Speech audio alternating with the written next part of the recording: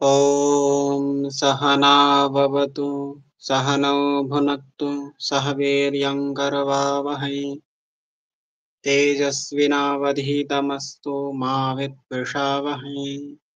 ॐ शान्ति शान्ति शान्तिः। সবাইকে নমস্তে।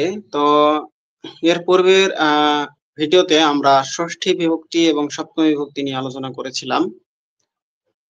এই ভিডিওতে আমরা আজকে হচ্ছে পরবর্তী বিষয়ে চলে যাচ্ছি। পরবর্তী বিষয় হচ্ছে আমাদের চতুর্থী বিভক্তি। চতুর্থী বিভক্তি অর্থাৎ কারো জন্য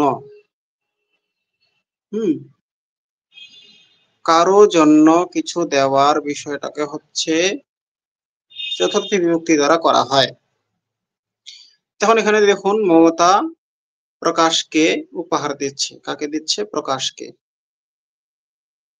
মমতা প্রকাশকে উপহার দিচ্ছে। তাহলে কি মমতা এখানে কর্তা, আর কর্তা কি হয়? সবসময় প্রথমা বিভক্তি হয়। তো কর্তা কাজ করছে, এই জন্য মমতাই আছে, মমতা। এবার যাকে দেওয়া হচ্ছে সে কি? সে হচ্ছে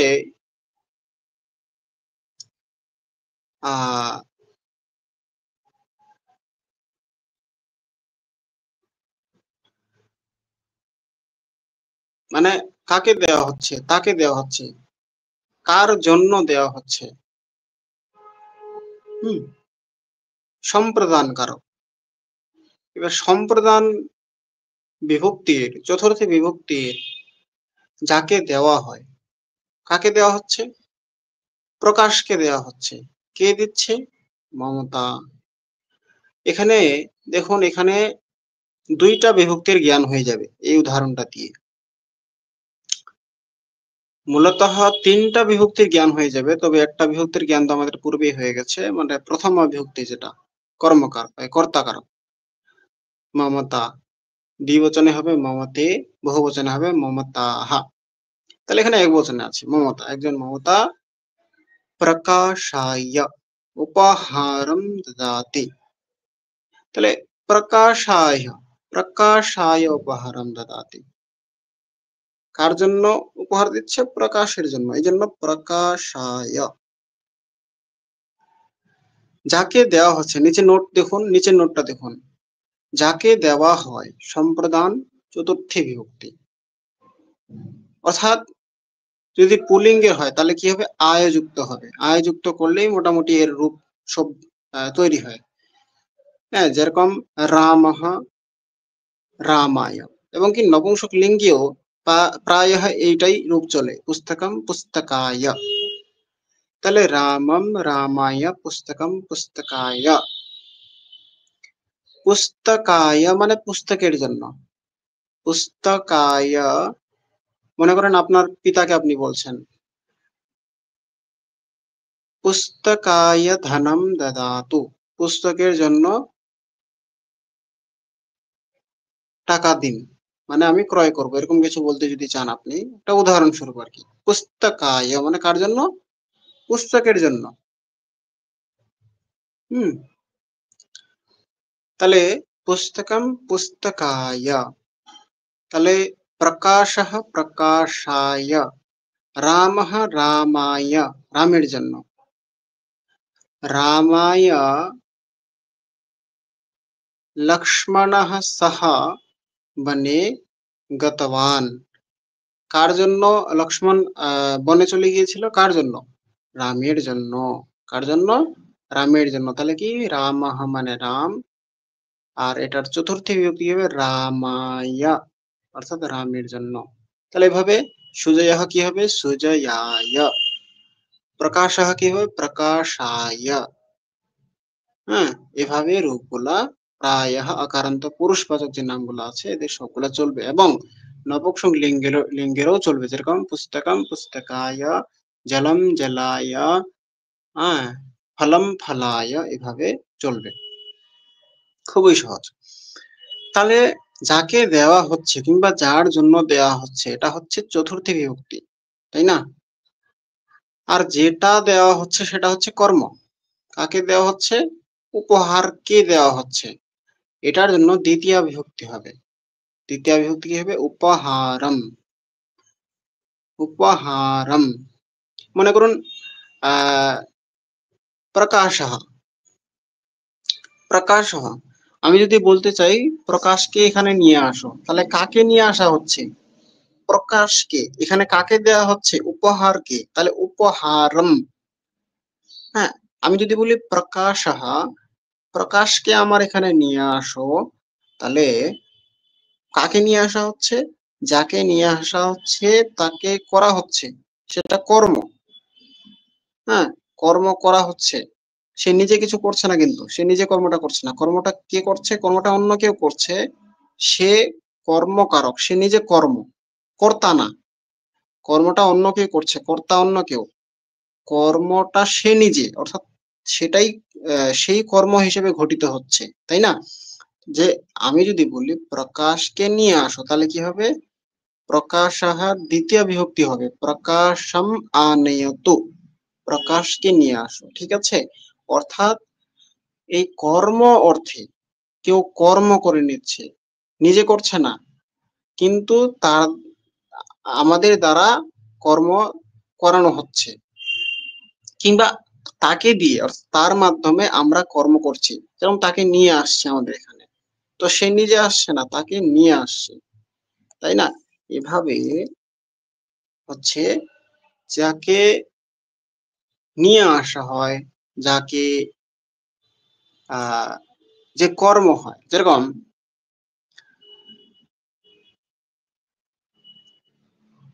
বিদ্যা বিদ্যালয়ম গচ্ছামি। বিদ্যালয়ম তো প্রথমা বিভক্তিতে বিদ্যালয়মই হয়, দ্বিতীয় বিভক্তিও বিদ্যালয়ম হবে। তাহলে এখানে কোন বিভক্তিটা হবে? বিদ্যালয়ম গচ্ছামি। এখানে কর্তা কে? কর্তার যদিও শব্দ নেই, তবু কি কর্তা আমি, আহম, আহম, কারণ আমি যাচ্ছি, কর্তা আমি। এখানে বিদ্যালয় কর্তা না, বিদ্যালয় কি? কর্ম। কোথায় যাচ্ছি? বিদ্যালয়ে যাচ্ছি।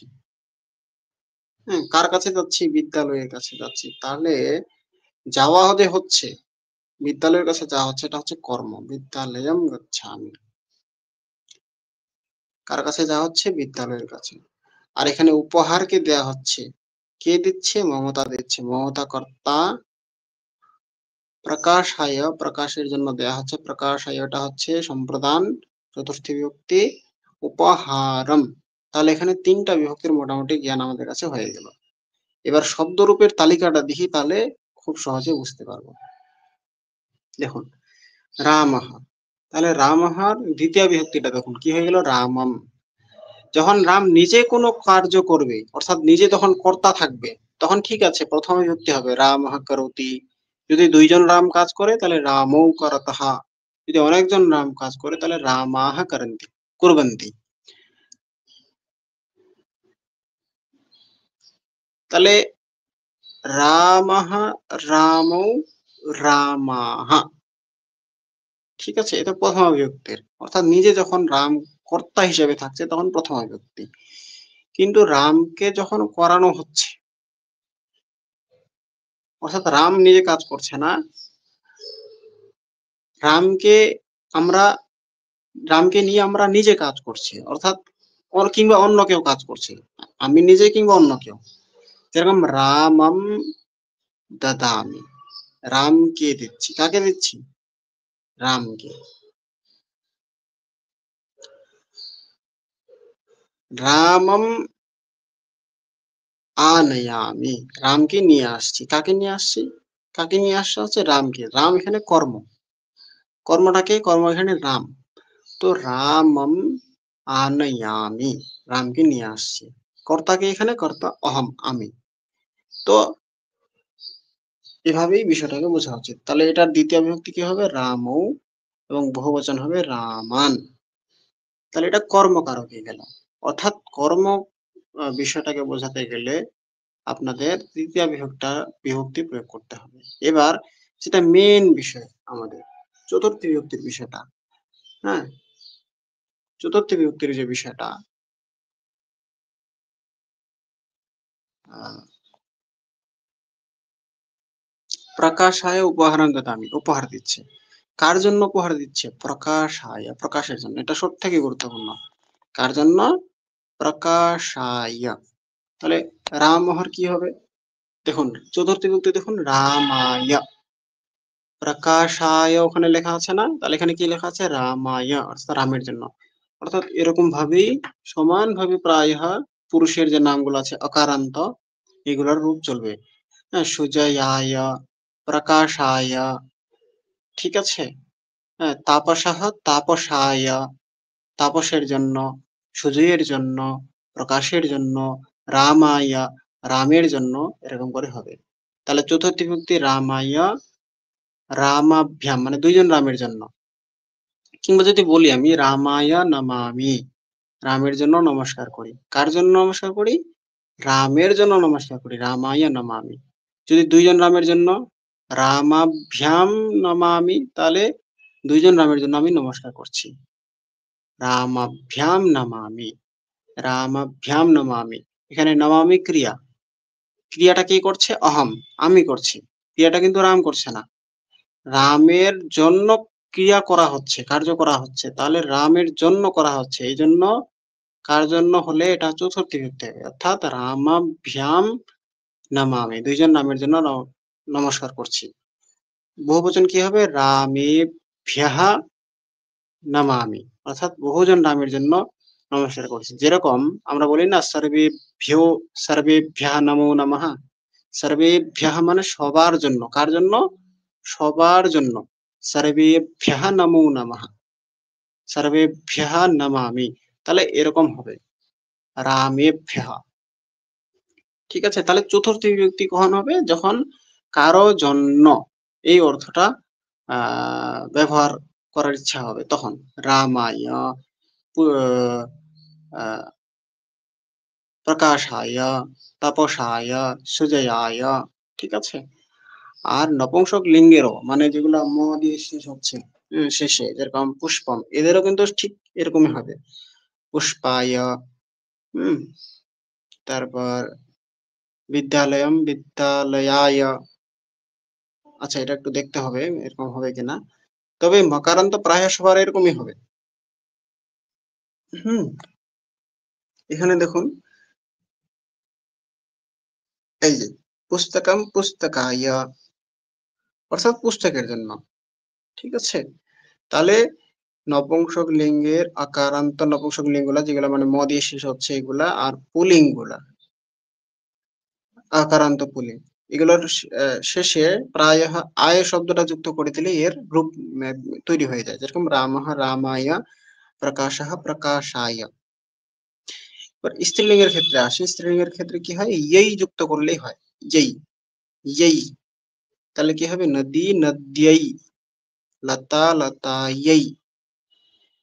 প্রায় হয়, এটা কোনো ব্যাকরণ ভিত্তিক সমাধান না, জাস্ট এটা বোঝানোর ক্ষেত্রে এখানে লেখানো হয়েছে। হ্যাঁ, ইয়েই যুক্ত করলেই হয় আর কি, প্রায় এটা এই রূপটা তৈরি হওয়া যেতে করা যেতে পারে। নদী, নদ্যাই, লতা, লতাयै। তাহলে নদী দীর্ঘ ইকারান্ত যে স্ত্রীবাচক শব্দ, তাহলে কি হবে? নদ্যাই। হ্যাঁ, অন্য ইকারান্ত নাম কি আছে?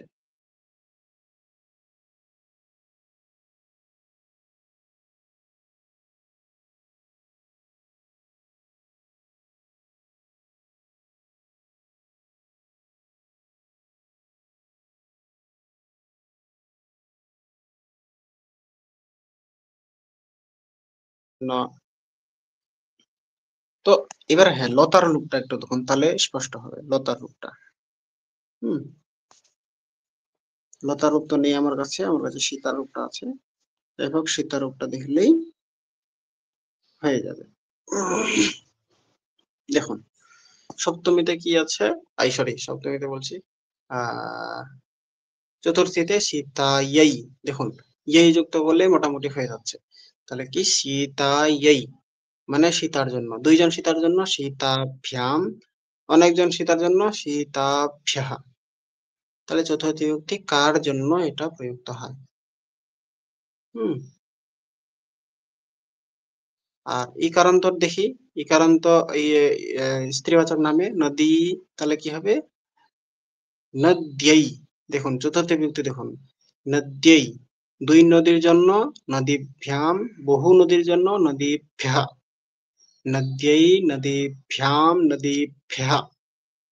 তাহলে এটা স্পষ্ট হয়ে গেল খুব সুন্দরভাবে চতুর্থী। আর দ্বিতীয় বিভক্তি যেরকম দেখেছিলাম প্রকাশঃ প্রকাশম হয়েছিল, ঠিক সেরকমই যখন নদীকে দিয়ে আমরা কোনো কাজ করব, নিজে নদী, নদী যখন কর্ম অবস্থান রাখাবো তখন কি নদীম বলা হবে, নদীম, নদীম, ঠিক আছে, নদীম। অর্থাৎ ম যুক্ত হবে, যেরকম প্রকাশম হয়েছিল, পুষ্পম হয়েছিল, পুষ্পম তো পুষ্পম, দ্বিতীয় বিভক্তি তো পুষ্পমই থাকে, তাহলে এটা নদীম, নদ্যৌ, নদীহি এরকম হয়েছে। আর প্রথমা বিভক্তি তো জেনে নিয়েছি পূর্বেই, নদী নদ্যৌ নদ্যঃ, নদী নদ্যৌ নদ্যঃ। হ্যাঁ, নদী বহতি, নদ্যৌ বহতির রূপ কি হয়ে চলবে, কিংবা নদী अस्ति, আর নদী আছে, নদ্যৌ স্তः, দুইটা নদী আছে, নদ্যঃ সন্তি। হ্যাঁ, বহতি এটার আমার ঠিক জানা নেই যেটা সঠিক কিনা, তো এই জন্য আমি अस्ति स्तः सन्ति দিয়ে উদাহরণটা দিলাম।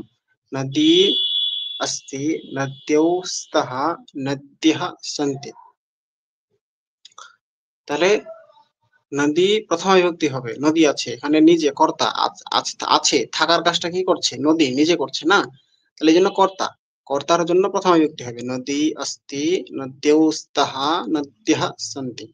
ঠিক আছে, এখানে অর্থাৎ এই এই অনুশীলনটার মাধ্যমে, এই ফটোটার মাধ্যমে আমরা এখানে তিনটা বিভক্তির জ্ঞান পেয়ে গেলাম, দ্বিতীয় বিভক্তি, চতুর্থী বিভক্তি এবং প্রথমা বিভক্তি। এখানে দেখুন রামেণ, আর এখানে বালিকাयै, দেখুন বালিকাयै, বালিকাयै মানে কার জন্য, বালিকার জন্য। আর বালিকার রূপ কি ছিল, যেরকম আকারান্ত কি ছিল, লতা, লতাयै, এখানে বালিকা, বালিকাयै মানে বালিকার জন্য। উপহারম দত্তম, দিল, কে দিল, কার জন্য দেয়া হলো, কার দ্বারা দেয়া হলো, রামেণ, অর্থাৎ রামের দ্বারা দেয়া হলো। এবার আমরা এখানে আহ তৃতীয় বিভক্তির জেনে নিলাম। তৃতীয় বিভক্তি, তৃতীয় বিভক্তি কি বলছে বক্সে দেখুন, যার দ্বারা, যার সহিত, অর্থে তৃতীয় বিভক্তি হয়, মানে উপহারটা কার দ্বারা দেয়া হলো, কার দ্বারা দেয়া হলো, আহ রামের দ্বারা দেয়া হলো, তাহলে কি হলো, রামেণ বালিকাयै উপহারম দত্তম। তাহলে রামেণ বালিকার জন্য, বালিকাयै মানে, বালিকাयै মানে কি, কোন বিভক্তি, চতুর্থী বিভক্তি। তাহলে রামের দ্বারা, কার দ্বারা, রামের দ্বারা, এই দ্বারা শব্দটা কিংবা কার সহিত এই শব্দটা প্রয়োগ করতে গেলে আমাদের রামেণ অর্থাৎ তৃতীয় বিভক্তি করতে হবে। তাহলে সুজয়াহ কি হবে, সুজয়েণ, সুজয়েণ পুস্তকম দত্তম, সুজয়ের দ্বারা পুস্তকম দেওয়া হলো। এবার অন্য প্রকাশঃ, প্রকাশেণ, ঠিক আছে, এরকম করে হবে।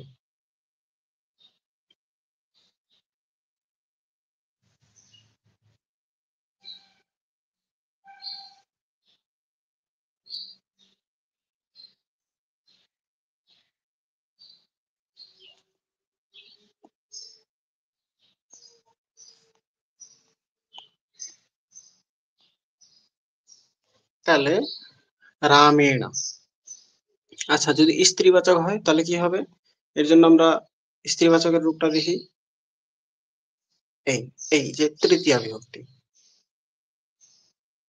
হুম, সীতায়া, সীতায়া উপহারম দত্তম, কার দ্বারা উপহার দেওয়া হলো, সীতায়া, সীতার দ্বারা। আচ্ছা, কার দ্বারা কোনো কর্ম যদি করানো বোঝা হয়, মানে কার দ্বারা, তাহলে তৃতীয় বিভক্তি হবে। হ্যাঁ, এটা রূপ কি হয়ে চলবে, প্রথম বিভক্তিতে সরি, তৃতীয় বিভক্তিতে প্রথম বচন এক বচনে সীতায়া, দ্বিতীয় বচনে সীতাভ্যাম, বহুবচনে সীতাভিঃ। ঠিক আছে, খুব সুন্দর একদম। এখন নদীর দেখি, নদী যদি নদীর দ্বারা হয় কিছু, তাহলে কি হবে? নদ্যাঃ, মানে নদীর দ্বারা, সরি বিসর্গ নাই, নদ্যা। পঞ্চমীতে বিসর্গ আছে, ষষ্ঠীতে বিসর্গ আছে, এটা ঠিক আছে। তাহলে এখানে কি নদ্যা আছে, নদ্যা একবচনের জন্য, দ্বিবচনের জন্য নদীভ্যাম, বহুবচনের জন্য নদীভিঃ, মানে নদীর দ্বারা, নদীভ্যাম দুইটা নদীর দ্বারা, নদীভিঃ বহু নদীর দ্বারা। এভাবে আমরা স্ত্রীরটা জানলাম, পুরুষেরটাও জানলাম। পুরুষেরটা কিভাবে হলো? রামেণা। হ্যাঁ, রামেণা। তাহলে এই ভিডিওতে আমরা 4টা বিভক্তির জ্ঞান নিলাম। তৃতীয়া বিভক্তি, দ্বিতীয়া বিভক্তি, প্রথমা বিভক্তি এবং আহ, কোন চতুর্থী বিভক্তি। প্রথমা, দ্বিতীয়া, তৃতীয়া, চতুর্থী, এই 4টে বিভক্তির জ্ঞান এখানে আমাদের হয়ে গেল। আর পূর্বের ক্লাসে আমাদের 2টা হয়ে গেছে, হ্যাঁ, ষষ্ঠী এবং সপ্তমী। তাহলে আমরা এই 2টা ভিডিও দেখলেই প্রায় বিভক্তির সাধারণ একটা জ্ঞান আমাদের মধ্যে চলে আসবে। তো সবাইকে অসংখ্য ধন্যবাদ এই ভিডিওটি শেষ পর্যন্ত দেখার জন্য। ওম শান্তি। ওম সহনা ভবতু সহনৌ ভুনাক্তু সহ বীর্যং করবাবহৈ তেজস্বিনাবধীতমস্তু মা বিদ্বিষাবহৈ। ওম শান্তি শান্তি শান্তি। सर्वेभ्यो नमो नमः।